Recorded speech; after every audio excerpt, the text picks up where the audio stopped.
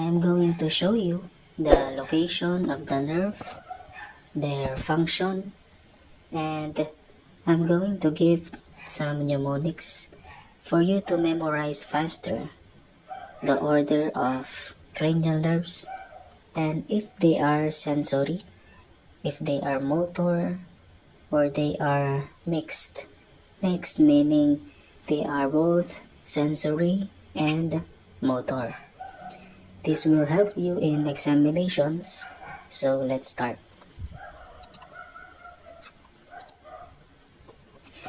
So let us first know the locations of the cranial nerves and their functions. Here is the olfactory nerve. This is the location of the olfactory nerve, and it is responsible for smelling. Now, to remember the olfactory nerve, remember the word factory. It is used for smelling. The second is the optic nerve. This part here is the optic nerve, and it is used for sight. The third cranial nerve is oculomotor. This is the oculomotor. It is responsible for moving eyeballs and eyelids. The fourth one is trochlear. This is the trochlear nerve.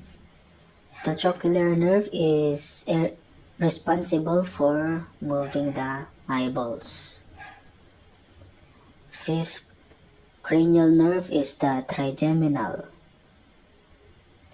The trigeminal nerve, this is the location of the trigeminal nerve. Trigeminal nerve is the largest cranial nerve. It is responsible for moving facial muscles. The sixth cranial nerve is the abducens. Where's the abducens? Here. This is the abducens. And it is also responsible for eye movement. The number 7 or the 7th cranial nerve is the facial nerve. This one is the facial nerve. The facial nerve allows you to have facial expressions. This is the facial nerve. Now, let's go to the 8th cranial nerve. The 8th cranial nerve is the vestibulocochlear. This is the vestibulocochlear nerve.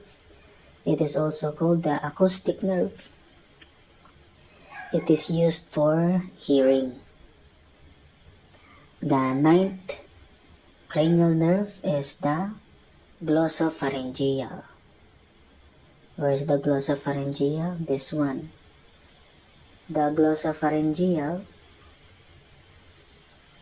is responsible for swallowing. The 10th cranial nerve is the vagus nerve.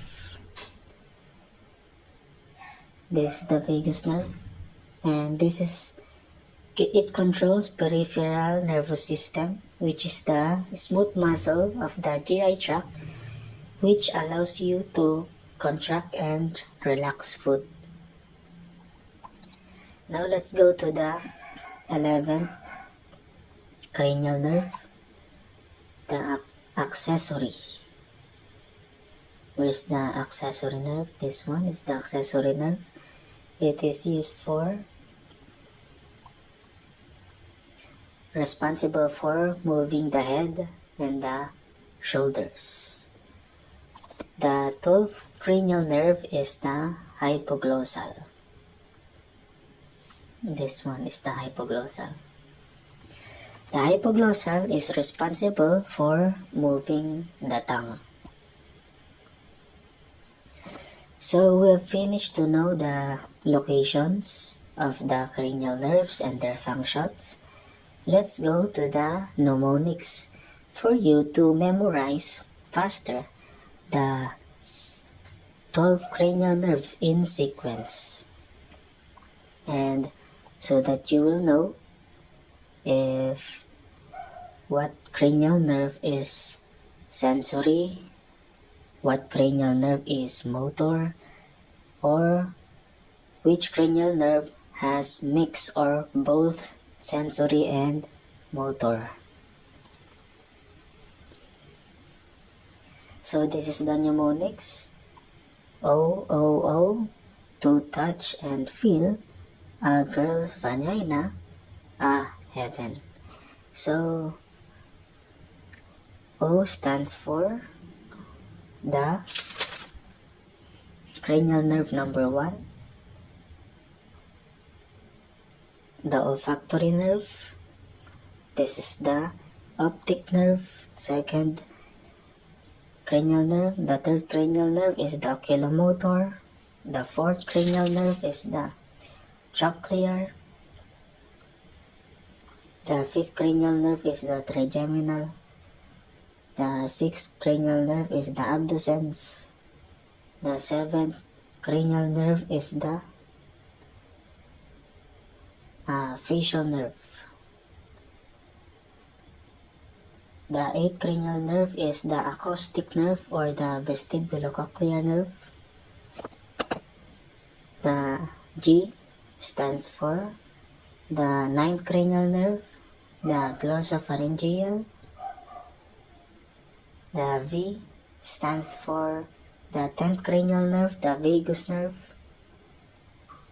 The 11th cranial nerve, A, stands for accessory nerve. And the last is hypoglossal, the 12th cranial nerve. So now we have finished to know the locations of the cranial nerve.